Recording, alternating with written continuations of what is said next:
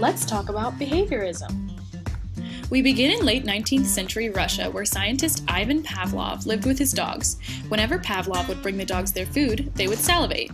One day, he walked into the room without food and was shocked to see that the dogs were still drooling in anticipation. What Pavlov had accidentally discovered was the concept of classical conditioning. He didn't have to do anything to make those dogs drool when they saw food, but Pavlov wondered if he did something to make the dogs think they were getting food, could he make them drool whenever he wanted to? And that's just what he did. Pavlov first identified the stimulus, the thing that caused the dog's response or behavior. In this case, the stimulus was the food because it caused the dogs to salivate. Then he paired the stimulus with a separate incident, the sound of a bell. Every time Pavlov brought the dogs food, he rang a bell. Once the dogs got used to the sound of the bell at feeding time, Pavlov tried ringing the bell without giving the dogs any food.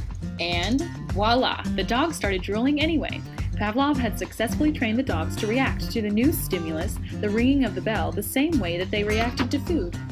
Classical conditioning is a learning process that inspired behaviorism. By taking an unconditioned stimulus, the food that naturally caused the dogs to salivate, and combining it with something entirely neutral, the bell, he was able to remove the first stimulus and make something that was formerly neutral elicit the conditioned response. But we'll talk about that later.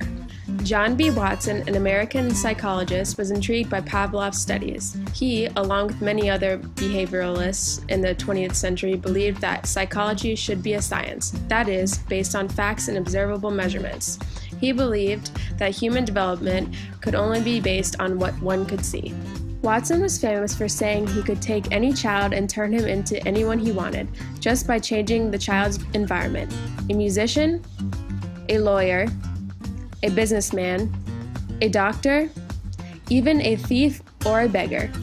John Watson was most famous for his work with an 11-month-old infant named Little Albert. Although his methods would be highly unethical today, Watson made great strides in the field of behavioralism and classical conditioning. For example, Watson conditioned Little Albert to have a fear of rats, using a very similar method to the one used by Pavlov. Every time Little Albert was presented with a white rat, Watson made loud noises and startled the child and made him cry. After a while, all Watson had to do was bring the rat near Little Albert and the baby would scream and cry.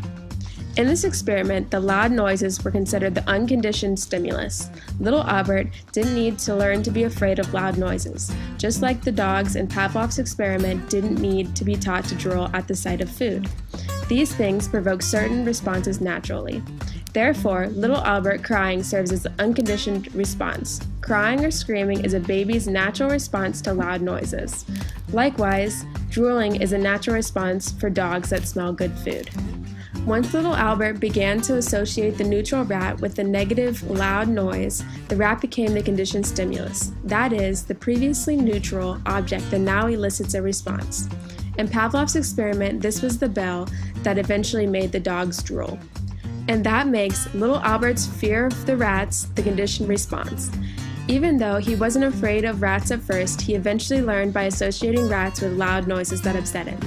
B.F. Skinner, an American scientist born in 1904, took classical conditioning just one step further. Skinner is often called the father of operant conditioning, and he was most famous for conducting experiments with animals in his Skinner box.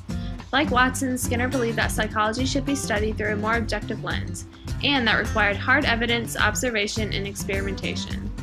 Operant conditioning is similar to classical conditioning, but by no means are the two the same. You see, operant conditioning involves changing one's behavior by use of reinforcement or punishment, which is given after a desired response. The behaviors that change in operant conditioning are voluntary. The behaviors operate on the environment to produce an outcome. It focuses on motivation, which is when someone or something has a strong reason to do something. Classical conditioning changes only the timing of the voluntary response.